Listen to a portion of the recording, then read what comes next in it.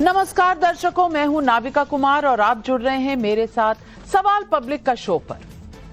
संसद की मोहर के बाद वक्फ बिल के खिलाफ कैसी राजनीति होनी है, इसका ट्रेलर आपके सामने आ ही गया। विरोध के नाम पर कोलकाता, अहमदाबाद, मुंबई, रुड़की, ग्वालियर, जमुई समेत देश के कई हिस्सों में धमकी भरे सुर सुनाई पड़े और कहा गया वक्फ पर संसद की नहीं मानेंगे, देश को शाहीन बाग बना देंगे, कोर्ट भी मुसलमानों का मूड देखेगी फिर फैसला करेगी। लोकसभा में बिना नाम लिए सोनिया गांधी के उस बयान पर आज किरण रिजिजू ने तीखी प्रतिक्रिया भी दी, जिसमें सोनिया गांधी ने कहा है बुलडोज करके बिल पास हुआ। सवाल पब्लिक का है कि क्या ऐसे शब्द और अभिव्यक्ति देश की संसद का अपमान नहीं है? वैसे वक्फ बिल के खिलाफ कांग्रेस सांसद मोहम्मद जावेद और एआईएमआईएम अध्यक्ष असदुद्दीन ओवैसी ने सुप्रीम कोर्ट में याचिका लगा दी है। सुप्रीम कोर्ट जाना उनका लोकतांत्रिक अधिकार है, लेकिन क्या वक्फ के मसले पर देश के मुसलमानों को भड़काने की कोशिश भी हो रही है? कानूनी एक्शन लेने की चेतावनी के साथ साथ एआईएमपीएलबी की प्रतिक्रिया है वक्फ पर सरकार का फैसला अफसोसजनक है। All India Muslim personal law board जल्द राष्ट्रव्यापी विरोध लॉन्च करेगी। अरे भाई, संसद की नहीं सुन रहे तो कम से कम अदालत की सुनवाई का तो धैर्य दिखाएं। मैं ये भी बता दूं कि आज ही यूपी के संभल में 60 साल के बुजुर्ग जाहिद सैफी की पिटाई हुई और क्योंकि उन्होंने वक्फ बिल का समर्थन किया गया था, ये उनका कसूर था। एफआईआर में लिखा है प्रार्थी यानी एप्लीकेंट संविधान में विश्वास रखने वाला व्यक्ति है। संविधान की मान्यता के अनुसार वक्फ बिल के संबंध में अपना मत रखा तो मुझ पर हमला किया गया। मैं पूछना चाहती हूं कि क्या जाहिद अली से संविधान का हक छीन लेंगे? वक्फ बिल संसद से पास हुआ तो क्या विरोध करने वाले देश का कानून हाथ में ले लेंगे? सवाल पब्लिक का आज यही है। लेकिन बहस शुरू करूं उससे पहले आपके सामने फैक्ट शीट। इनको कुर्बानी देने की आदत है, इनको खून देखना चाहते हैं, ये हम खून बहाने के लिए तैयार हैं, हम कुर्बानी देने के लिए तैयार हैं, मगर हम इस कानून को हरगिज नहीं मानेंगे। इंशाअल्लाह हम इसको हरगिज नहीं मानेंगे। कोर्ट भी देखती है कि आवाज का मूड क्या है, कोर्ट भी देखेगी कि मुसलमानों का मूड क्या है। कोर्ट ने देखा कि मुसलमान खामोश पड़ा है तो बाबरी मस्जिद हमारे हक में होते हुए भी फैसला उनके हक में दिया गया। ये आपके बाप का जायदाद नहीं है, ये अमित शाह के पापा का जायदाद नहीं है। खबरदार भाजपा सरकार, ये आग बंगाल से लगेगा, पूरा हिंदुस्तान को जला के छोड़ेगा। देखिए, मोदी से हम लोगों को डर वर नहीं है, जो बात हम सफा बता देते हैं। जो भी हमारे अकाबिर करेंगे, जो बोलेंगे हम उसके लिए तैयार है, मरने मारने के लिए भी तैयार है। मुसलमानों को जबरदस्ती दबा के बिल पास रात को 2 बजे पास करा, क्यों सबके सामने पास करना था? तुम्हारे दिल में बेईमानी है, गद्दारी है, तुमने बिल पास करा। हमारा बिल पास हमको वापस दो, हमने तो मारे गए मरे खून दे जा देंगे, हम नहीं जाने देंगे। हमारे को वापस दो, हमारी खून दे जाए, जान दे देंगे।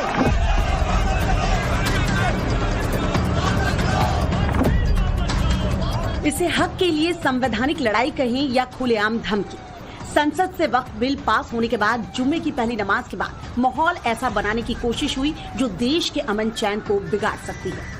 क्या ये विरोध के उस भड़काऊ भाषा का असर है जिसमें कहा गया कि संसद को बुलडोज करके वक्फ बिल पास हुआ?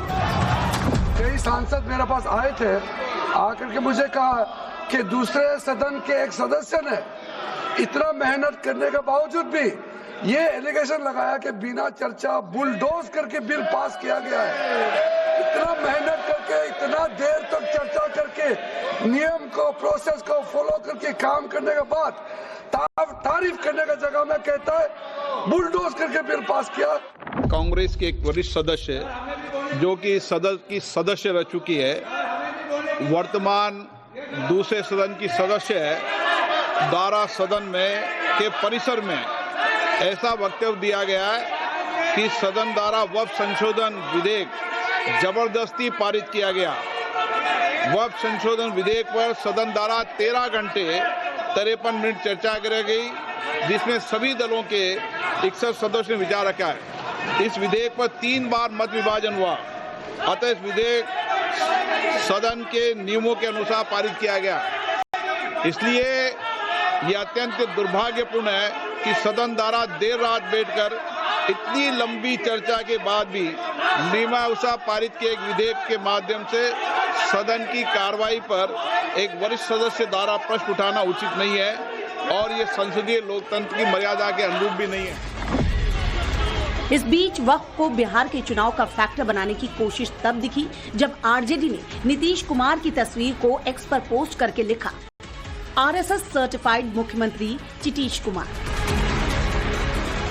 वक्फ पर राजनीति अपने मतलब ढूंढ रही है, लेकिन संविधान ने वक्फ बिल को समर्थन देने का संवैधानिक हक तो संभल के जाहिद अली को भी दिया है, लेकिन लोकतंत्र में हक की बात करने वाले पाले से उन्हें हमले का सामना करना पड़ा। नौशाद है, एक रिजवान है और एक शोएब गंजा है। इस पे तो गुंडा एक्ट लगी हुई है। डंडे भी थे और धारदार चीज भी थी। अच्छा, धारदार चीज भी थी, डंडे भी थे। अच्छा, देखिए हाथ लाइए, ये लगा एक डंडा, तो ये मेरी। हम मोदी के लिए भी बुरा कह रहे थे, वो योगी जी के लिए भी बुरा कह रहे थे। बोले ये तो सत्यानाश है। बोले तुम भी इनके साथ में हिंदू हो गए। मैंने भाई हिंदू ना हुआ, बिल्कुल सही हुआ है। बहुत अच्छा करा है सरकार ने कि जो लोग वोट की जगह जमीन दबाए पड़े हैं, अब वो जगह तो बाहर आएगी निकल कर।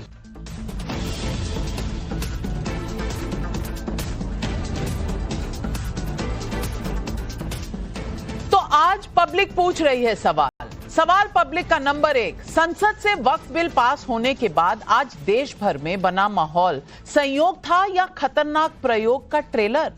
क्या वक्फ बिल पर संसद को बुलडोज करने के आरोपों की विपक्ष की भाषा भड़काने वाली नहीं है? वक्फ बिल के पास होने का विरोध करने वाले सुप्रीम कोर्ट जा रहे हैं, लेकिन साथ ही साथ धमका क्यों रहे हैं? यही सवाल आज पब्लिक पूछ रही है और इन सवालों के जवाब देने के लिए आज हमारे साथ जुड़ रहे हैं बीजेपी के राष्ट्रीय प्रवक्ता और सांसद सुधांशु त्रिवेदी जी। कुछ ही समय में जुड़ रहे हैं हमारे साथ मोहम्मद फैज खान, हमारे स्टूडियो में नेशनल कन्वीनर मुस्लिम राष्ट्रीय मंच।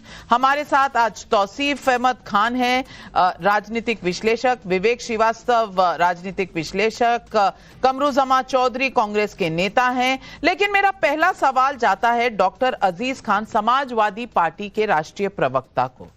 अजीज खान भाई, अब ऐसा होने लगा है कि कोई अगर वक्फ बिल के सपोर्ट में आएगा तो उनको मारपीट दिया जाएगा, उनको अस्पताल पहुंचा दिया जाएगा। क्या यही संविधान बचाने निकले थे आप? अगर कोई मोदी के रिफॉर्म्स की तारीफ कर दे तो वो पिटेगा। कहां गया संविधान आपका? आज पूछना चाहती हूं, उत्तर प्रदेश में ये हादसा हुआ है, अगर संभल में कोई आवाज नहीं निकली और ये मुसलमान भाई हैं आपके जावेद अली साहब, इनके लिए एक शब्द नहीं निकला, ऐसा क्यों? और जो बार बार धमका रहे हैं, ये कर देंगे वो कर देंगे, हम बलिदान देने के लिए तैयार हो गए हैं, हम शाहीन बाग। अरे भैया, सारा मामला सुबह 2:30 बजे 3 बजे पार्लियामेंट में पास हुआ है और सुबह के सुबह तैयार अपना केस जो है सुप्रीम कोर्ट में भी डाल दिया है ओवैसी साहब ने भी, कांग्रेस ने भी। तो भैया रुक तो जाइए, शायद कोर्ट आपकी बात मान ले, इसको गैर कानूनी कर दे। इतनी हड़बड़ी क्यों है?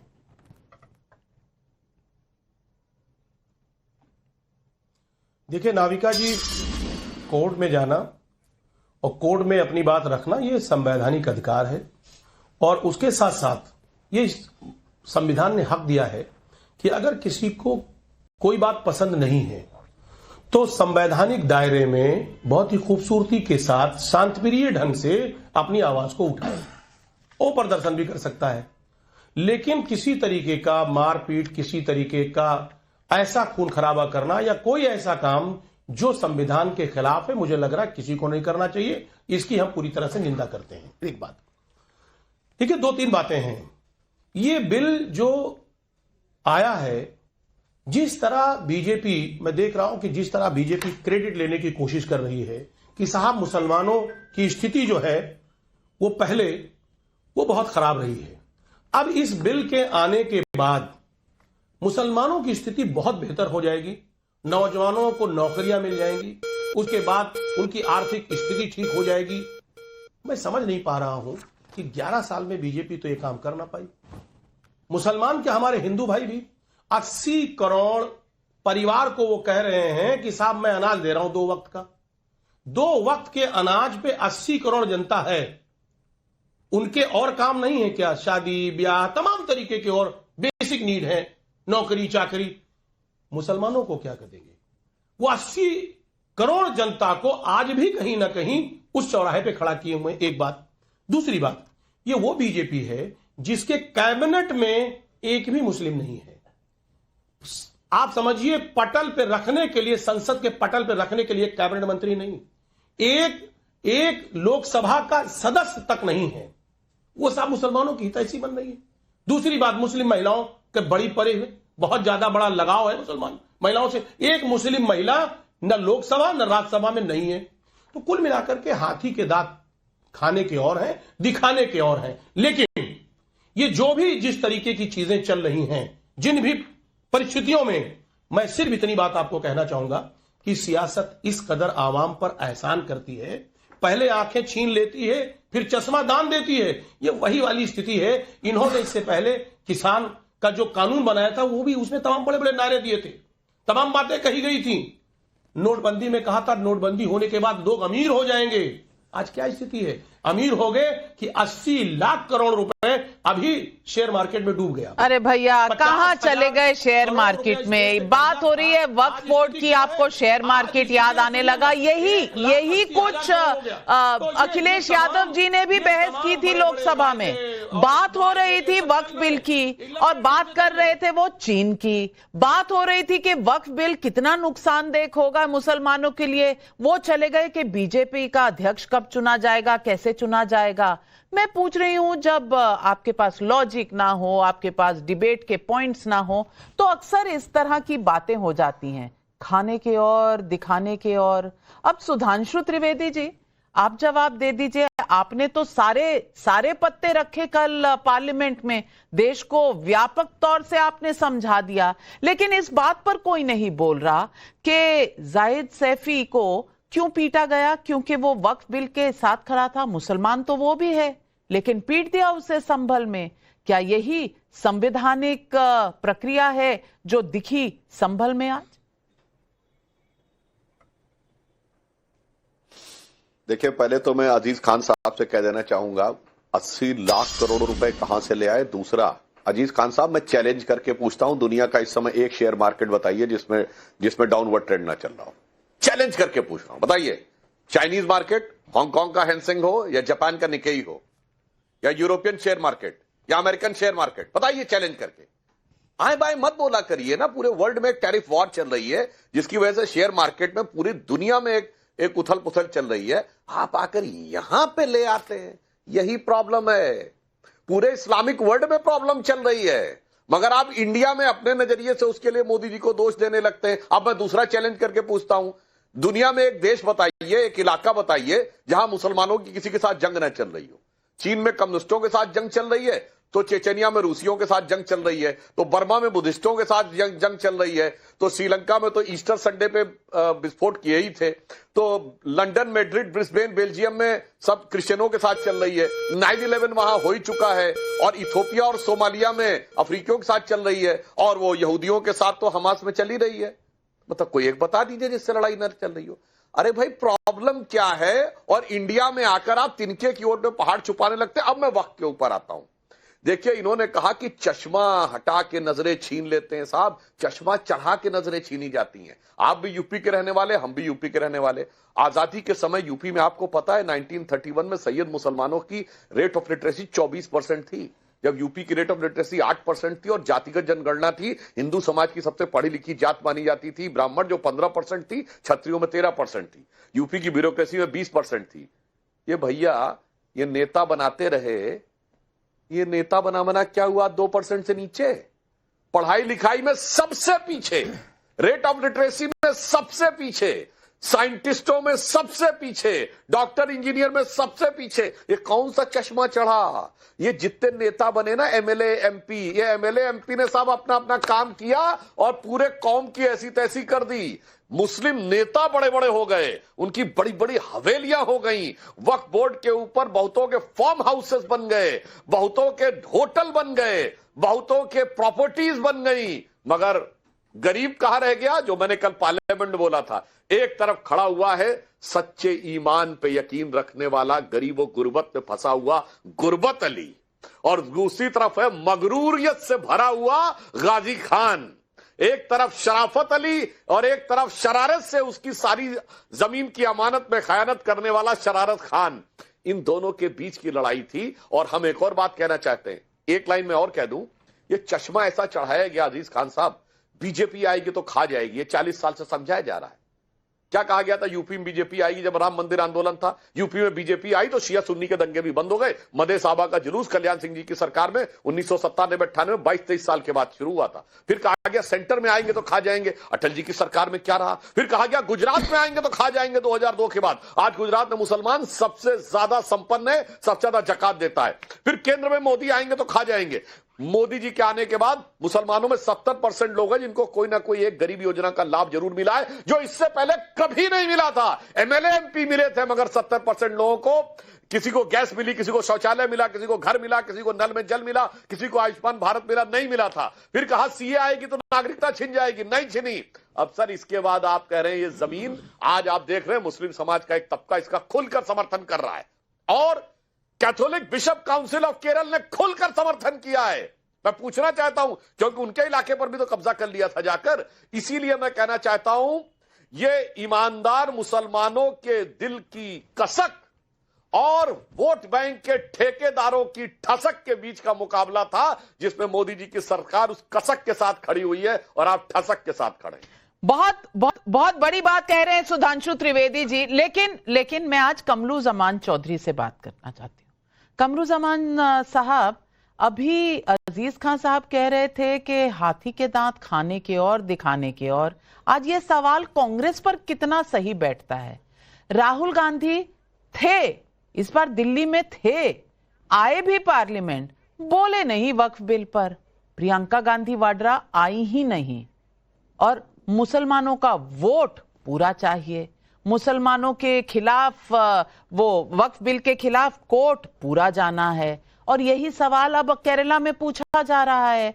आपकी मुस्लिम लीग, आपके अलायंस पार्टी का जो माउथपीस कहलाता है, वही ये सवाल उठा रहा है कि आपने पूरे मुस्लिम समाज के पीठ में खंजर भोंक दिया।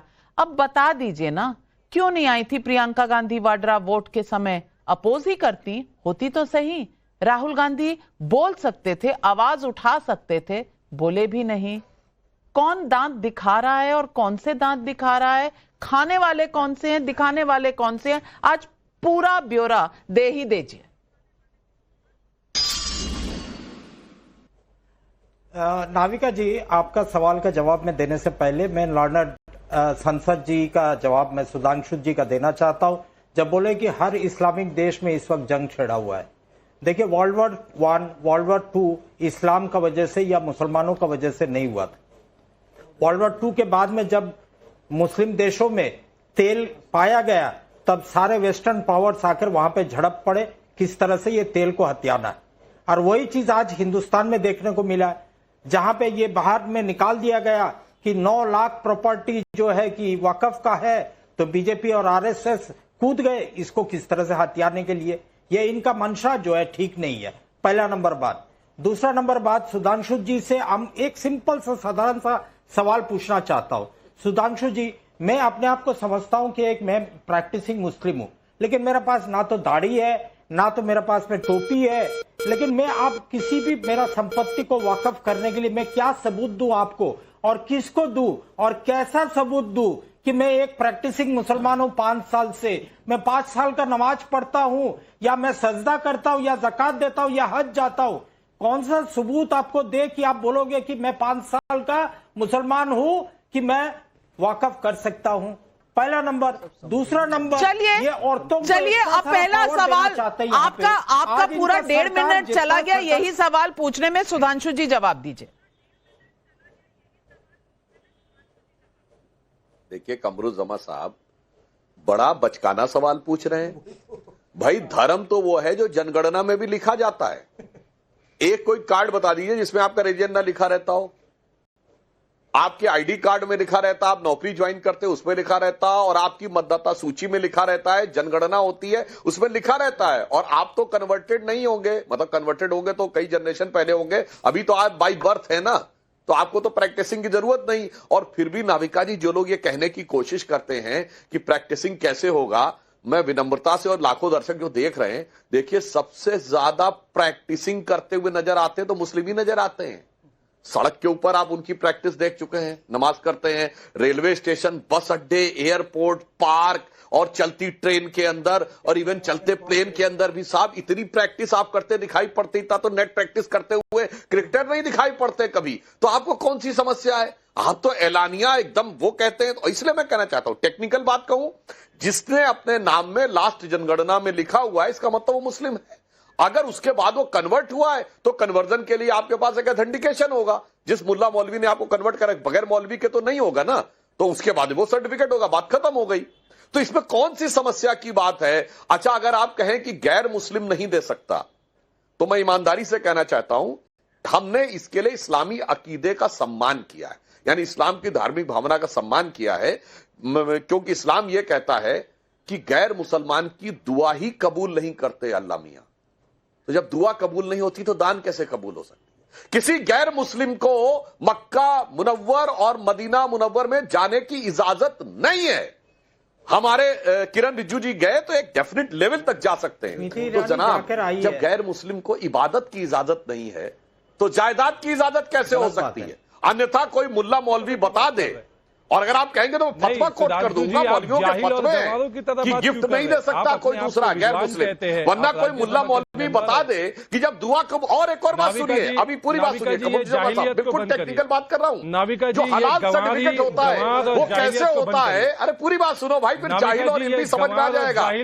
अरे भैया जाहिलियत सुनो, तौसीफ खान, मैं जाहिलियत की बात नहीं कर रहा हूं। हलाल सर्टिफिकेट में लिखा रहता है, हलाल का प्रोसेस ही नहीं, हलाल करने वाला भी मुसलमान होना चाहिए। अपना धर्म पढ़ लीजिए, बहुत काफी होगा। आप दूसरे के धर्म का ज्ञान मत दीजिए, दान करने आप दूसरे के धर्म का ज्ञान मत दीजिए। जाहिल गवार, कौन बोलता है कि नॉन मुस्लिम का दुआ कबूल नहीं होता? माफ कीजिएगा, इस तरह की भाषा ना इस्तेमाल की जाए तौसीफ भाई।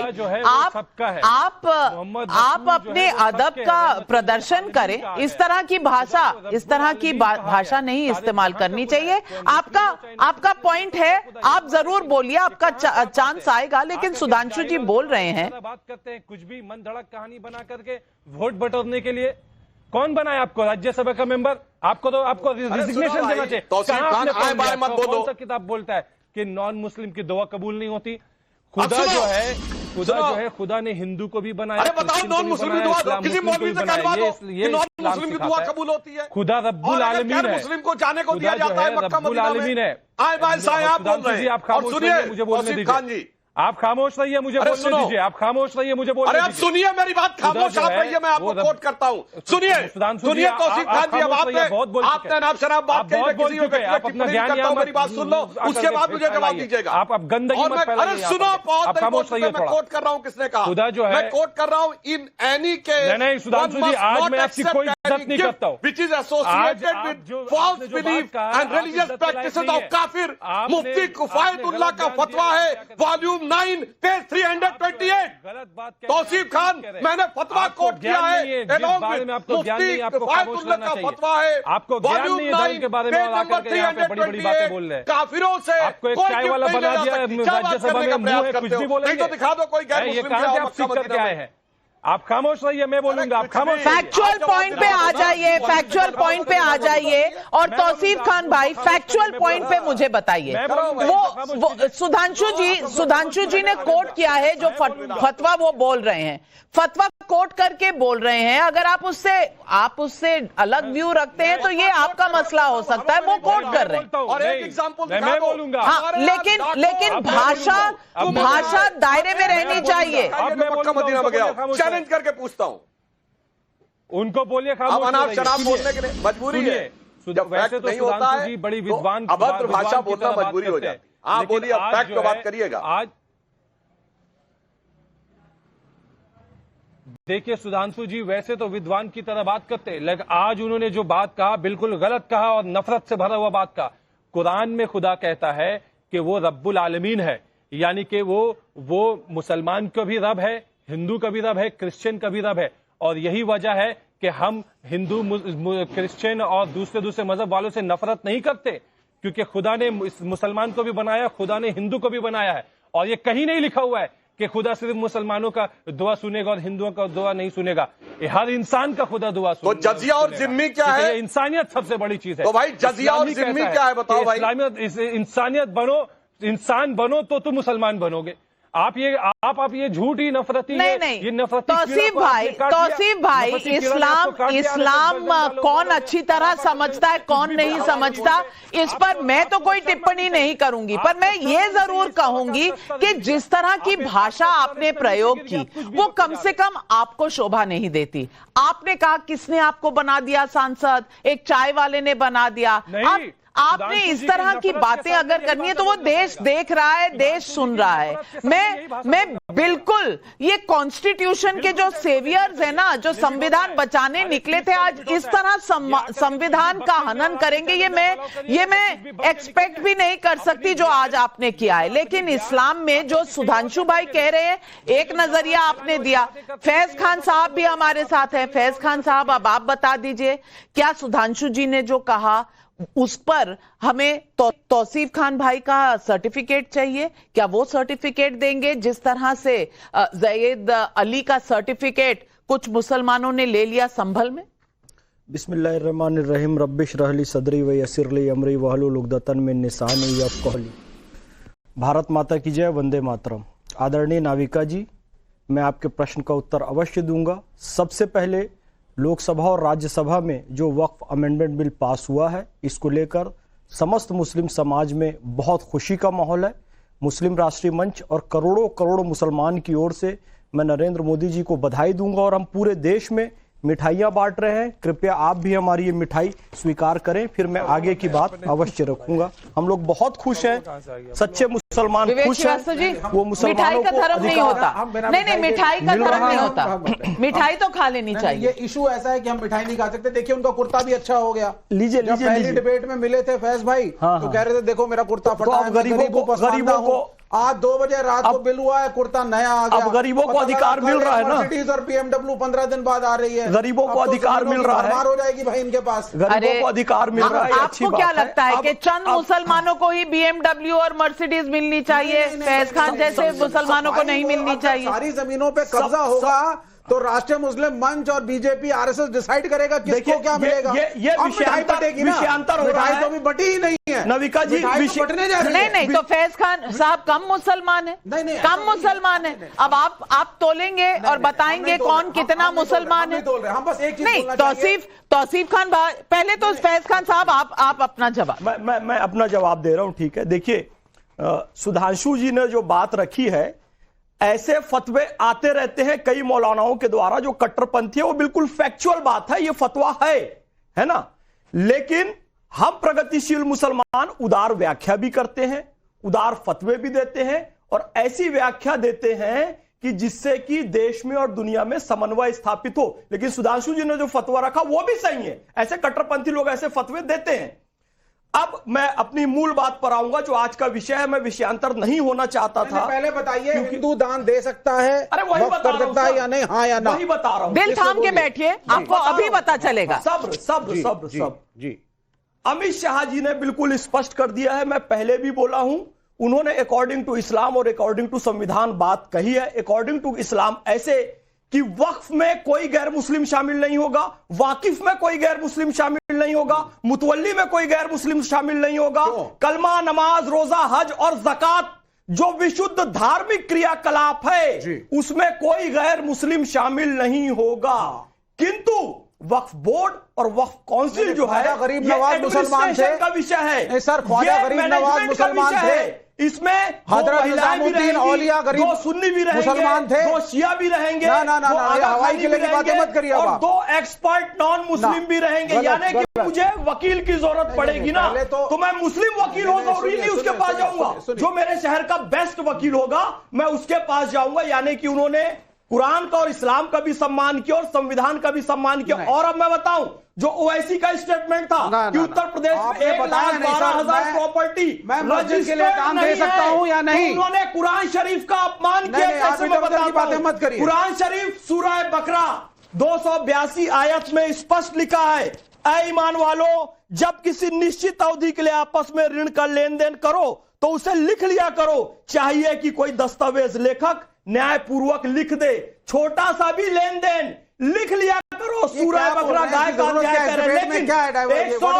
आपने 1,12,000 प्रॉपर्टी को लिखा नहीं, आपने अल्लाह के आदेश के विपरीत काम किया। फिर भी अमित शाह जी ने क्या किया, ये कह दिया कि भैया ये रेट्रोस्पेक्टिव बिल नहीं है, जो आपकी मस्जिदें 100 साल से है वो रहेगी। किंतु अनसेटल्ड मामले जैसे कि सुधांशु जी ने कहा था, आप सूरत म्युनिसिपल कॉर्पोरेशन पर कब्जा करो, आप ईडन गार्डन हमारा है कहते हो, आप कहते हो कि अंबानी का घर हमारा है, यहां तक कि चंद्रशेखर आजाद जी का जो शहादत स्थल है प्रयागराज में आजाद पार्क, वो भी हमारा है कहते हो। तो जी इस पर तो कार्रवाई होगी, इस पे नहीं चलेगा। और नविका जी एक बात और, ये चक्रक दोष में कैसे फंसे ये बात आप सुन लीजिए और समझ लीजिए। इन्होंने फिर क्या किया, देखिए 1985-86 में क्या किया था, कोर्ट ने फैसला दिया एक गरीब मुस्लिम महिला को रोजी रोटी का उसका अधिकार दे दो, खाने के लिए दे दो। सुप्रीम कोर्ट के फैसले के विरुद्ध ये लोग संसद में कानून लाते हैं शाहबानों के खिलाफ, और एक मुस्लिम महिला के गुजारा भत्ते का खाने का अधिकार छीन लेते। शर्म की बात है, कोर्ट में गए, संसद में बदल दिए, अब संसद ने कानून दिए तो कहते हैं कोर्ट में जाएंगे। चक्रक दोष, कोर्ट यदि मुस्लिम के हित में बात करेगा तो संसद में लाके बदल देंगे, तो फिर कहेंगे Supreme Court is supreme but not infallible. ये भी तो कहा था, ये भी तो कहा था, लेकिन जनता भी सवाल पूछ रही है। भोलानाथ मिश्र का यूट्यूब पर सवाल है, वक्फ पर संसद में गांधी परिवार से कोई कुछ नहीं बोला, लेकिन सोनिया संसद को बुलडोज करने का आरोप क्यों लगा रही हैं? जवाब दीजिए ना, बोलने का वक्त मिलता है तो बोलते क्यों नहीं? नहीं, बिल्कुल बोलेंगे। पहली चीज, पूरी कांग्रेस बोली है, पूरी इंडिया अलायंस ने वोट किया है, सबने लड़ाई लड़ी है। यहां जो गलत बोल रहे हैं फैज खान साहब, क्या हजरत निजामुद्दीन मुसलमान नहीं थे? ख्वाजा गरीब नवाज मुसलमान नहीं थे? क्या वो हिंदुओं से अगर कोई आकर के उनको देता था कुछ नहीं लेते थे? क्या निजामुद्दीन औलिया की दरगाह पे होली नहीं मनाई जाती थी? अमीर खुसरो मनाई जाती है था ना, लेकिन कट्टरपंथ भी देते हैं ना, उस कट्टरपंथ के खिलाफ तो अरे भैया एक मिनट, किसी कट्टरपंथ के खिलाफ देखिए सुधांशु जी ने संसद में क्या कहा मैं बताता हूं। गरीब मुसलमानों की कसक, कट्टरपंथी वोट के ठेकेदारों की ठसक, तो वो ठसक के विरोध में और कसक के समर्थन में है। आज मैं एक और मुद्दा उठाना चाहती हूँ, जो एक मिनट आप कर दीजिए ना मुझे, ये इंडियनाइजेशन ऑफ इस्लाम पर बोले ना, आप मुझे कर दीजिए। लेकिन सुधांशु त्रिवेदी जी, दरगाहों में चंदा तो एक मिनट, सुधांशु त्रिवेदी जी, मैं पूछना चाहती हूं, आपने एक मुद्दा उठाया, जब ब्रिटिश हुकूमत आई तब उसने मुगलों से सारी हुकूमत ले ली थी, तो उनका मालिकाना हक कैसे हुआ? इस मुद्दे को जरा आप बताएंगे कि ये मालिकाना हक के साथ क्या हुआ, कैसे हुआ, किसने किया? बिल्कुल टेक्निकल बात आप ऐसे समझिए, आप आज आपकी जमीन किसी और की हो गई, वेदर तक आपने बेच दी या किसी और की कर दी।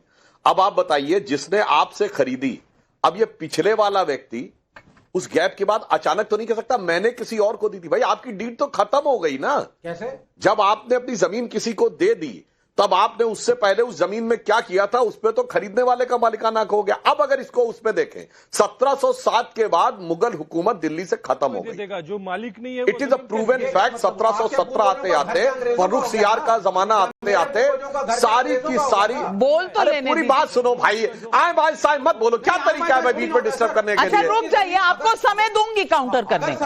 पहले नहीं तो पहले उनको बोल तो लेने दीजिए। जी सुधांशु जी, सबका फेडर डाउन।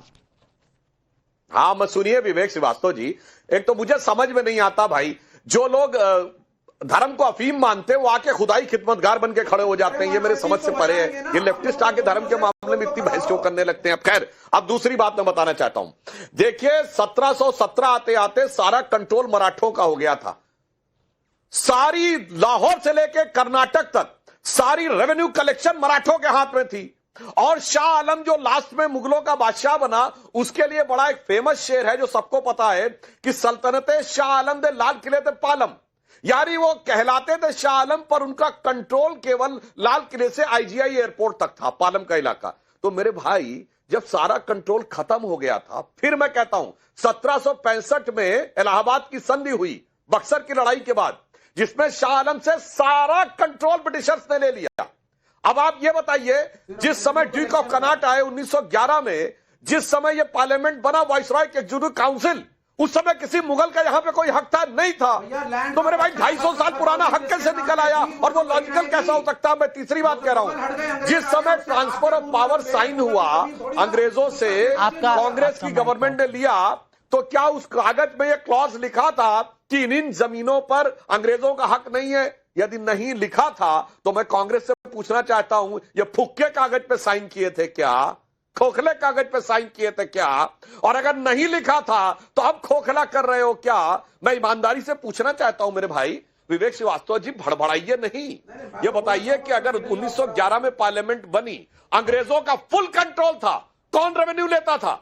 जब ब्रिटिश सरकार से सीधे पावर भारत सरकार में ट्रांसफर हुई है, तो यारकाट का नवाब 1572 में, तो ये मुगलों के जमाने में वो 1700 में, और जब अंग्रेज औरंगजेब के बाद सब कुछ खत्म हो गया, तो आगरा, सूरत, लखनऊ में कहां से निकल आए? ठीक है, बहुत से हाथ उठ रहे हैं, बहुत से हाथ उठ रहे हैं। विवेक श्रीवास्तव पहले और कमरुजमा आ रही हूं आपके पास। जी सुनते रहिए, आप एक्चुअली कहां गलत हैं, कहां आप गलत हैं, सुन लीजिए। अब आप सबसे पहले मुगल चले गए, अंग्रेज आ गए, अंग्रेजों के बाद भारत की हुकूमत हो गई, उसमें भी सरकारें बदली। क्या जमीन के स्टेटस बदल जाते हैं?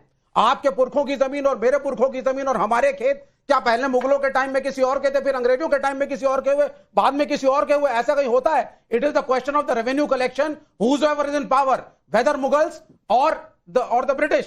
ये पहली चीज है सर। तो इसको ये मत कहिए आप, वक्फ जिसने दिया है, जिस स्टेटस को दिया है वो उसी का रहेगा, चाहे मुगलों का समय हो अंग्रेज। पहली गलती आपकी। दूसरी गलती आपकी यह है कि सर इंडियनाइजेशन ऑफ इस्लाम के बारे में आपने एक शब्द बोला नहीं। आपने जाकर के सुन्नी और वहाबियों के डिटेल तो बता दिए, लेकिन यहां जो सूफिज्म रहा, जिसके अंदर यहां इंडियनाइजेशन ऑफ इस्लाम रहा, जहां यहां हिंदू भी देते रहे दरगाहों के ऊपर, क्या वो भारत का अंग नहीं है? क्या वो वक्फ में नहीं आएंगे वो मज़ारें? इसके बारे में भी तो बोलिए ना आप। इसके बारे में आप चुप हैं। आप कहते हैं साहब हिंदू जो है या कोई जो नॉन मुस्लिम है वो वक्फ कर ही नहीं सकता। तो ये टेक्निकल फॉल्ट्स में आप भारत को समझिए पहले। यहाँ पे एक एक भारत की समझ उसको उनको है जो लेनिन और स्टालिन से चलते हैं, भारत की समझ उनको है। सुधांशु जी देखिए, विवेक श्रीवास्तव जी को बहुत सोच समझ के बोलना चाहिए, क्योंकि इस्लाम के अनुसार ये काफिर नहीं है तो मुनाफिक है जो भगवान को नहीं मानते। और ये इंडियनाइजेशन ऑफ इस्लाम वगैरह मत बोलिए विवेक जी, इस्लाम एक ही है। इस्लाम में उम्मा का कॉन्सेप्ट है। बहुत बुरे फंस जाएंगे अगर आप ये कहने की कोशिश करेंगे कि इंडियनाइजेशन ऑफ इस्लाम नहीं होता, इस्लाम एक ही है, मुसलमान जो पूरा एब्सोल्यूट एंड परफेक्ट है विदाउट एनी इम्प्योरिटी। बड़ी मुश्किल में फंस जाएंगे साहब, ऐसे हवा मत बोलिए। और बल्कि हनाफी और सल्फी मुस्लिम तो ये कहता दरगाहें कुफ्र है। कहिए तो मैं अभी तथाकथित शांति के मसीहा जाकिर नायक का वीडियो आपको सुना दूं, इसलिए वो छोड़िए उस बात को। और वो सूरा बाकायदा हदीस बुखारी की हदीस कोट करते हुए कह रहा, इसलिए उस पर मत बात करिए। अब मैं आपसे कहना चाहता हूं, जो आपने टेक्निकल बात कही, देखिए अगर किसी का जमीन के ऊपर, सर पूरी बात सुनिए, अगर किसी का जमीन पे कंट्रोल हुआ, मैं सिर्फ एक बात, मैं विवेक जी आप पूरी बात सुनिए, अगर हिंदू राजे रजवाड़ों का क्या अपनी जमीन पे हक है? नहीं है, वो खत्म हो गया एक्सेशन डॉक्यूमेंट के साथ। दूसरा मैं पूछना चाहता हूं, एबॉलिशन ऑफ जमींदारी एक्ट आया 1948, तो अब आप एक सर्टेन अमाउंट से ज्यादा जमीन के मालिक नहीं हो सकते। तो कैसे बैकडेट में जाके आप उस जमीन पे, और आप ये बात समझ ही नहीं रहे हैं कि पहले भारत एक कॉलोनी था, पहले मुगलों की कॉलोनी था, फिर ब्रिटिशर्स की कॉलोनी था, अब डेमोक्रेटिकली इलेक्टेड सरकार है। सरकार का कुछ नहीं है, वो आती है, एडमिनिस्टर करती है, और जनता के चुने हुए जो नुमाइंदे होते हैं वो 5 साल तक रहते हैं, फिर उनको जनता के पास जाना जाता है। मालिकाना हक किसी का नहीं होता। किसी का नहीं होता। और विवेक श्रीवास्तव, आप यही गलती कर रहे हैं। लेकिन मैं पूछना चाहती हूं अजीज खान साहब, संजय मिश्र बदोही यूपी से पूछ रहे हैं, मुसलमानों को भड़काने वाले क्या ये भूल गए कि वक्फ बोर्ड में हो रहे भ्रष्टाचार से सबसे ज्यादा परेशान कोई है तो वो मुसलमान ही है। वीएन जिंगर भी ये सवाल पूछ रहे हैं कि वक्फ बिल तो पास हो गया, यूसीसी और एनआरसी कब लाया जाएगा? अब लाया जाएगा तो बोलेंगे हाय परेशान हो गए, बुलडोज हो गया। कैसे चलेगी डेमोक्रेसी?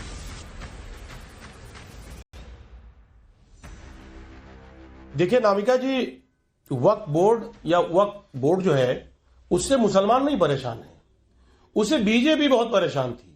उसके आंख में खटक रहा था 9.40 लाख एकड़ जमीन, उसको कैसे उस जमीन को हथियाया जाए और अपने मित्रों को दिया जाए, बेचा जाए। ये लगातार कहीं ना कहीं उनके मन में खटक रहा था, आंख में खटक रहा था, और वो खटकता हुआ दिखा। जिस तरह एक नैरेटिव सेट करके आज बिल को पास कराया गया या पास कराने की कोशिश की कई लगातार एक लंबे प्रक्रिया चलाई गई और पूरे देश में एक माहौल खड़ा किया गया, सिर्फ उसका एक मकसद था कि जमीन को कैसे हथिया जाए। एक बात, अभी बात दरगाहों की चल रही थी, मैं बताऊं कि दरगाहों पे तो सबसे ज्यादा हम देख रहे हैं हिंदू भाई जाता है और वो दान भी करता है। तो ये कैसे आप कह सकते हैं कि खाली मुसलमान दरगाहों पे जाता है, मजारों पे जाता है? ये बिल्कुल, ये कहीं ना कहीं सरासर गलत है। दूसरी बात, मैं आपको बताऊं कि आज बीजेपी ने जो भी व्यूह रचना किया है, उसका सिर्फ एक मकसद है, जमीन को हथिया के अपने मित्रों को देना, और कुछ नहीं। उसकी नजर जमीन पर है, क्योंकि बार बार एक लंबे वक्त से 9.40 लाख एकड़ जमीन बार बार हाईलाइट किया जा रहा है। मैं बताऊं, वो जमीन को ये नहीं बता पा रहे हैं कि साहब इसमें कब्रिस्तान भी है, इसमें मजार भी है, इसमें दरगाह भी है। अजीज खान साहब, आप कौन से दोस्तों की बात कर रहे हैं? कोई एविडेंस, कोई सबूत आपने रखे नहीं, तो मैं नहीं समझ पा रही। लेकिन हाँ, मुख्तार अंसारी क्या कर रहे थे, अतीक अहमद क्या कर रहे थे, उन्होंने वक्त की जमीनें कैसी हत्याई, उस पर तो एक शब्द नहीं निकला आपका। क्यों नहीं निकलता उनके खिलाफ एक भी शब्द? सुधांशु जी, यहां मामला पेचीदा क्यों हो जाता है? देखिए समस्या क्या, हम लोग भी 9 कुछ लाख एकड़ ही पहुंच समझते थे, और जब मंत्री जी ने सदन में बयान दिया तो जानते कितना है अजीज खान साहब? आपको पता है ना, 38 लाख एकड़ है।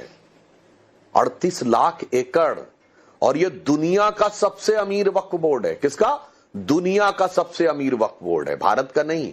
और अब दूसरी बात सुनिए, हमारे राष्ट्रीय अध्यक्ष नड्डा जी ने बताया कि जिस वक्फ बोर्ड की आप नियमों की वो कर रहे हैं वकालत, ये दुनिया में कहीं नहीं है। सऊदी अरब जो इस्लाम धर्म की जन्मस्थली है वहां नहीं है, इंडोनेशिया जो सबसे बड़ा मुस्लिम देश है वहां नहीं है, टर्की जहां खलीफत थी वहां नहीं है, और आईएसआईएस के इलाके वाले सीरिया और इराक में भी नहीं है। तभी मैंने कल पार्लियामेंट में बोला था कि कहावत होती है कि नया मुल्ला प्याज ज्यादा खाता है, यहां गैर मुल्ला प्याज ज्यादा खा रहा है। और विवेक श्रीवास्तव जी के एक पॉइंट पे मैं सहमति व्यक्त करते हुए विवेक जी से बिल्कुल कहना चाहूंगा, जो मेरी पूरी बात आप समझ नहीं पाए। अगर 1947 तक जब अंग्रेजों ने ट्रांसफर किया, अंग्रेजों के रिकॉर्ड में कहीं पर कोई जमीन वक्फ की थी तो हम मान सकते हैं कि गवर्नमेंट चेंज हुई, पोजीशन नहीं चेंज हुई। पर अगर गवर्नमेंट के हिसाब से उस अंग्रेजों के रिकॉर्ड में थी नहीं तो अब कैसे क्रिएट हो गई? यह समस्या है कि अगर कंट्रोल खत्म हो गया था तो जिसका अब कंट्रोल ही नहीं था 250 साल से, अचानक वो कहेगा। और मैं लास्ट में एक और बात कह दूं, जमींदारी उन्मूलन के बाद जमींदारों से जमीन लेकर गरीबों को दी गई थी, पर गरीबों की जमीन लेके जमींदारों को दी जाए, ये 2013 के एक्ट के बाद हुआ। हमने बचपन में विनोबा भावे का भूदान आंदोलन सुना था, मगर ये भू हड़प आंदोलन शुरू हो गया। भूदान आंदोलन में जमींदारों से लेके जमीन गरीबों को दी जाती थी। पूरी समस्या का व्याख्यान आज सुधांशु त्रिवेदी ने इस आखिरी शब्द से कर दिया, आखिरी वाक्य से कर दिया। और सवाल नरेश चौहान का नीमराना राजस्थान से है कि लोकतंत्र में यदि धमकी, मारपीट और सड़क पर फैसले होने लगे तो फिर संसद, संविधान और कोर्ट हैं किस लिए? अशरफ अली खान का व्हाट्सएप पर सवाल है, 3 कृषि कानून भी तो संसद से बने थे, लेकिन उसे तो प्रोटेस्ट के बाद मोदी जी ने वापस कर लिया। वक्त पर ये क्यों कह रहे हैं कि कानून मानना ही पड़ेगा? विनम्रत व्रत त्यागी का हापुड़ यूपी से सवाल। राहुल गांधी जेब में संविधान लेकर घूमते हैं, लेकिन संसद में घंटों की चर्चा के बाद बहुमत से पारित विधेयक को उनकी माताजी सोनिया गांधी जबरन पारित हुआ, क्यों बता रही हैं? कमरुज़मान चौधरी जल्दी से सवाल का जवाब दे दीजिए। देखिए, बेसिकली जो पार्लियामेंट में पिछले 2 दिन में जो बहस हुआ, हमने देखा कई जगह में झूठ का पुलिंदा पे पूरा फाउंडेशन, पूरा बुनियाद को रखा गया इस वाकफ बिल के लिए। अभी सुधांशु जी पार्लियामेंट में भी राहुल गांधी आकर सच बता देते, झूठ बोल रहे, राहुल गांधी आके सच बता देते, क्यों नहीं बताए? नाविका जी मेरे को खत्म करने दीजिए, मैं बता रहा हूं ना, राहुल गांधी का प्रतिनिधि मैं बता रहा हूं आपको। वक्फ बोर्ड 57 इस्लामिक देशों में अलग अलग नाम से है। सुधांशु जी आप सरकार में हो, आप जाकर देख लो, मेरा खर्चा पे जाकर सऊदी अरबिया में देख लो, इंडोनेशिया में देख लो, पाकिस्तान में देख लो, हर जगह है। लेकिन क्योंकि आपको झूठ का पुलिंदा पे आपको वक्फ को नास्ते नाबूद करना है, आपको हड़पना है, इसीलिए आपने ये बिल को लेकर आए हो। और एक बात आप जो बोल रहे हो ना, 38 लाख एकड़, आपको उदाहरण देता हूं, 123 प्रॉपर्टीज जो वक्फ का है, दिल्ली का 2023 में बीजेपी सरकार ने हड़प ली वक्फ से, उसमें से 90% मस्जिद, आपने किसी से हड़पी, किसी ने किसी से हड़पी, वो सरकार को वापस चली गई। लेकिन जनता क्या कह रही है? एक्स और यूट्यूब पर हमने एक क्विक सर्वे किया और जनता से पूछा कि क्या वक्फ पर संसद में हारने वाले सड़क पर अराजकता फैला रहे हैं, और ये सही है। सैंपल साइज 40,000 लोग। सवाल पूछा, हां कहने वाले मुस्लिमों को उकसाया जा रहा है, 87% लोग कह रहे हैं। नहीं, विरोध संवैधानिक अधिकार है, 12% लोग कह नहीं सकते, 1% लोग। आज जनता का यही पोल है, यही मत है। आज बस इतना ही। पूरी महाभारत चली संसद में, लेकिन बुलडोजर कहां से आया, किसने चलाया? बुलडोजर में तो ड्राइवर था ही नहीं। ये सवाल आज जनता कांग्रेस से पूछ रही है, राहुल गांधी से पूछ रही है। आज बस इतना ही। तमाम पैनलिस्ट को धन्यवाद करती हूं और दर्शकों आपको भी, लेकिन जाइएगा मत।